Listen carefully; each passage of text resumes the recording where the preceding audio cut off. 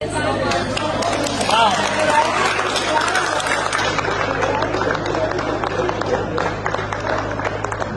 டிவில ஒளிபரப்பாகிட்டு இருக்க சீரியல்ல பட்டி தொட்டி எங்கோ ஃபேமஸ்னா அது இத்தினிச்சல் தான். இந்த சீரியலுக்குன்னு ஒரு தனி ரசிகர்கள் பட்டாலுமே இருக்காங்க.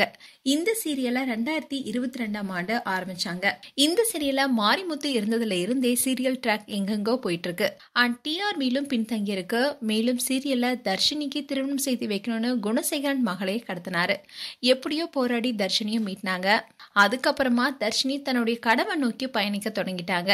அதே மாதிரி வீட்டுல இருக்க பெண்களுமே தங்களுடைய கணவன் நோக்கி போராட தொடங்கினாங்க. இன்னொரு பக்கம் கதிர் ஞானம் 2 பேருமே திருந்தி தன்னுடைய அண்ணனுக்கு எதிராக நிக்கிறாங்க. இதனால கோபமடைந்த குணசேகரன் எல்லாரையுமே அழிக்கணும்னு திட்டம் போறாரு. ஆனா அவரை போலீஸ் கைது பண்றாங்க. இந்நிலையில தான் சீரியலை முடிவுக்கு கொண்டு வர படக்குழு திட்டமிட்டு இருக்காங்க.